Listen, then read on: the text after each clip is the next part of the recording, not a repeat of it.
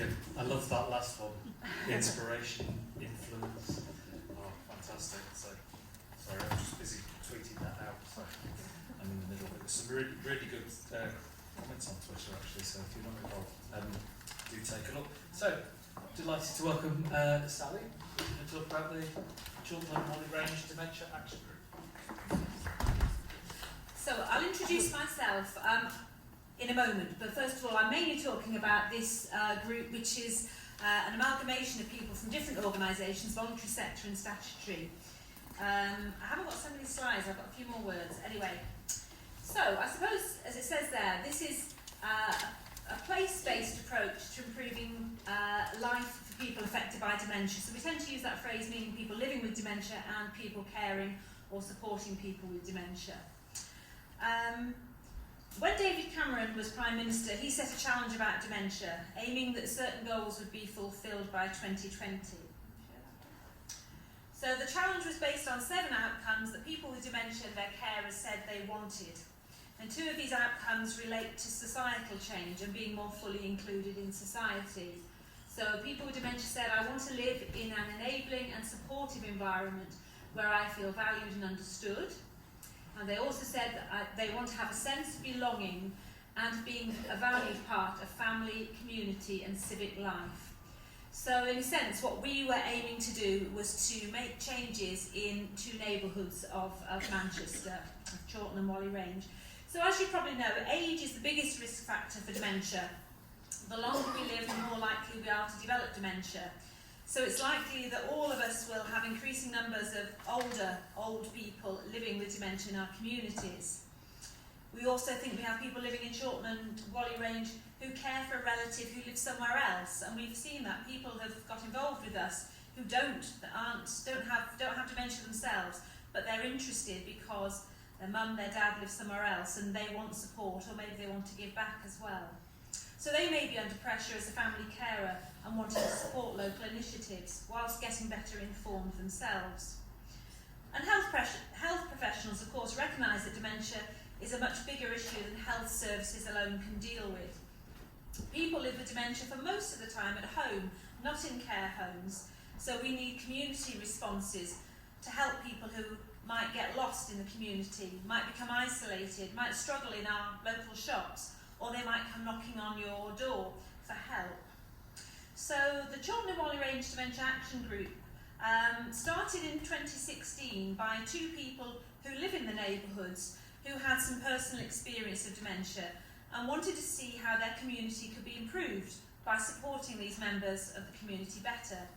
So an open invitation was made to anyone working or living in Chorlton and Whalley Range to attend monthly lunchtime meetings to discuss what the issues are and what might help. So lunchtime meetings, I think, was a good idea because it meant that professionals could drop into the meetings in their lunch hour and they can just drop in and out. There's a nucleus of us that tend to be there every time, and I think it has taken quite significant commitment from those core people to be there every month, knowing that we're never sure how many people will be there.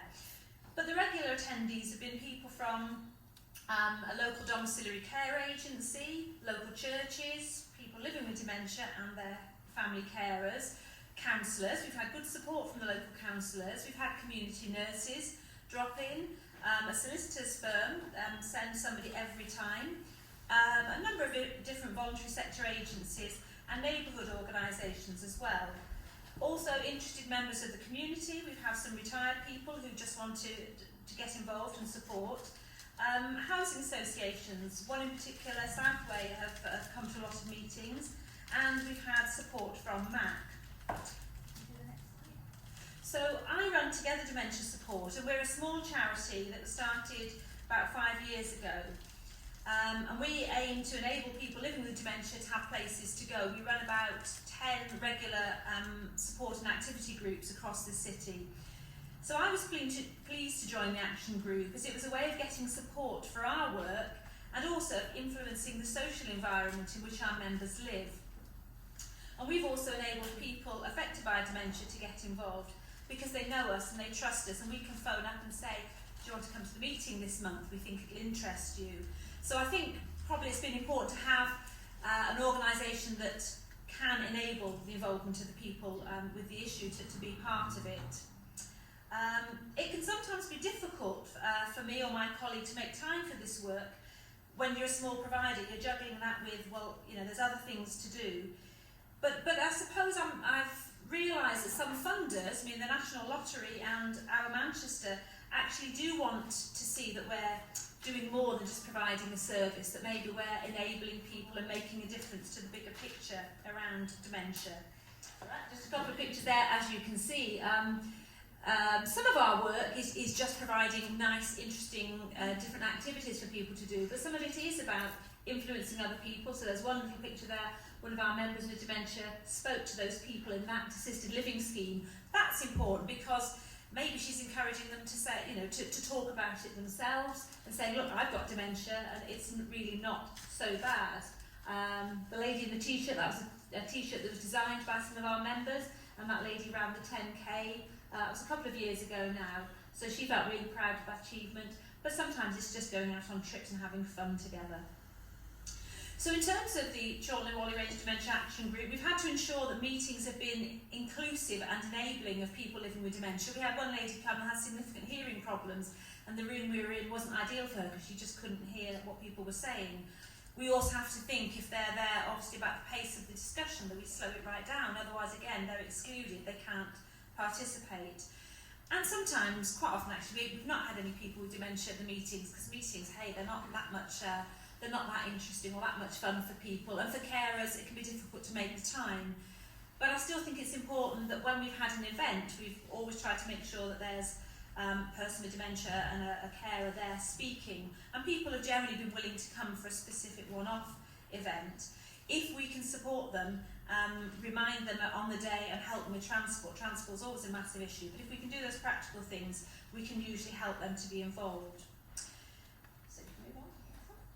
So for a small group, I think we've done quite a lot over the 3 years that we've been meeting together. The first event that we did, we just put on a fun afternoon with the idea we wanted to meet and learn from people with dementia and to offer information to them and others about community services. And one aspect of that was nice, that we had children from the local high school came along and they ran some of the fun activities which enabled them to interact with the older people. So they learned something from it as well. So that was in 2016. Then 2017, we did a series of 3 public meetings. And then we did the same last year, 2018, I've not put that leaflet up there. And then again, we did some consultations this year. So the 2 lots of public meetings, 2017 and 2018, we were really surprised at how good the turnout was. From local people who just wanted to come, they're hungry for information. I think there's probably not enough opportunities to really learn about local services. There's not so much literature around as there used to be, and so people don't know what's available, how to access it. People wanted to know about dementia research, and a popular one, people often want to know, have more information about legal and financial issues. So we were really bowled over at how good the attendance was at those meetings. And yes, the most recent one, the public consultation, we called it Imagine If Chorlton and Whalley Range are great places for people living with dementia. And again, we got a really good turnout for that, and some really fruitful discussion from all sorts of people. We also did, can you show the next slide?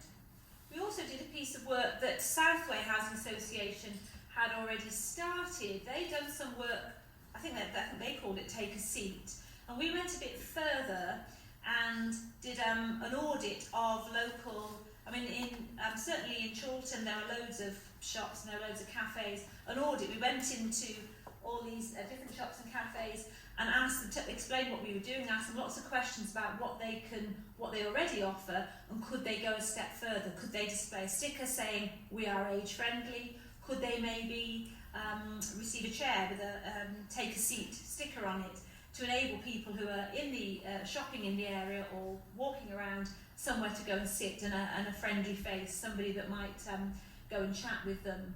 So, and that's the sort of thing that I wouldn't have done by myself, because I hate going and asking people to do anything like that. But we were a group of about 8 of us who went out one afternoon, and because we were all doing it and we were meeting up afterwards, it made us do it.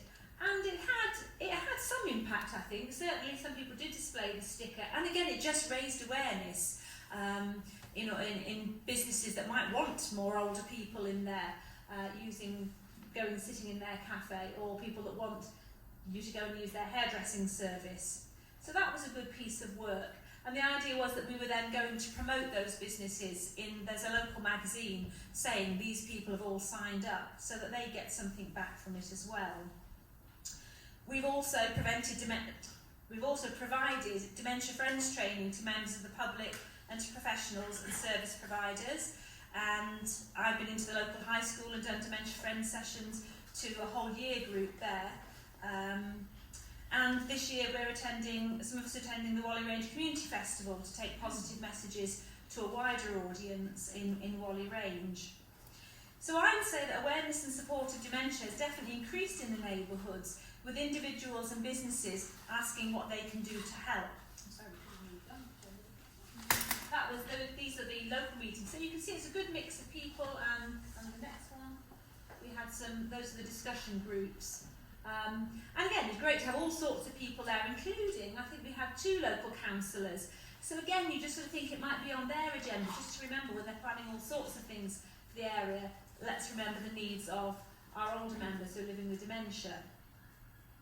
So, as I say, I think awareness and support of dementia has increased. It's benefited my little charity because a local cricket club then made us their charity of the year and raised lots of money for us and offered us their venue for a community event. So that was really helpful to us. And a local pub said, hey, we've got a space here, would you like to run any activities here? I think it's also been hugely beneficial for people affected by dementia to have continuing opportunities to talk to professionals and other members of the public. It means they're less isolated, they can be recognised as being the experts about their condition and their experience. It reduces the stigma about their condition, and it enables more creative and innovative ideas and partnerships to develop. Because somebody will say, oh, I know somebody who might be able to help, or I know somewhere where they're already doing that. And I think for us professionals, meeting regularly over long periods of time, we've got to know and trust each other better. And that doesn't always happen when you just meet infrequently or at large sort of gatherings. So I think it's lovely when a community nurse drops in and asks questions and any advice. Because again, then you know her by name, and it's easy to phone her up and say, oh, by the way, can you help us with this? So I think it's been good for all of us who've been involved. There's still a lot to do, and we often remind ourselves we're only a small nucleus of a group who have our ordinary day jobs to attend to. But we can see that we have made some small differences in the area, and we also know that there is this larger group of people that when we put on an event, they will come to it. So we do feel there's this latent support that we can call on when we need it. And I've sometimes wondered whether what we're doing, the Dementia Action Group, is just working in the periphery, and I keep thinking, well, there's these massive problems we need to tackle around social care and people with dementia. But I have to sort of remind myself that both things are needed. We do still need the better social care services, but actually making the changes in our communities is also important, because as I say, that's where people spend most of their time. And I think we're missing an opportunity if we don't harness the goodwill that there is in the communities in which we live or work. I'm thinking about the broader issue around mental health. I recently had a friend who was in hospital, and it made me think, oh my goodness, I don't know anything about that condition, and I don't know what can be done, and I don't understand her condition. So I wonder whether, there can be a feeling of powerlessness, maybe in people affected by the issues, and other people wanting more knowledge, and how can we help? If I know more, I can help my friend better, and I can maybe, support the wider group of people that are struggling with mental health issues. Just a final thing to finish up, from our recent community consultations, we came up with the top 10 of community actions. So these were some of I just picked up some of the issues that people said at our consultations about what they think was needed in the community. And from that, we're trying to design a poster and some leaflets that we can put out in the community that are sort of provocative or eye-catching, that are simple things that maybe anybody living in the community can do or can think about how they can take that on. So there's just 3 of them on the next slide, 3 of the ideas. About dog sharing, the idea that you might be able to take your dog if you go and visit your neighbour, and that might be enjoyable for her. And we know of somebody, a professional, who leaves their dog at a care home every day, so he gets free dog sitting, but the residents of that care home really like having the dog there that's very well behaved and wanders around. We also know that in Whalley Range there's, I think it's a parent and child group that meet in a residential care home. So that was the provocative title for that 3-year-olds, the older people's homes can be for 3-year-olds too. And there was another one just about, and this was the person with dementia that said, when I go out and about, it'd be nice if people smile at me more, or maybe even talk to me. So that was a statement around that, about making new friends at the bus stop. So those are just some of the community-based ideas we had for improving life for people with dementia. And I think I'll stop there, that's plenty. Thank you.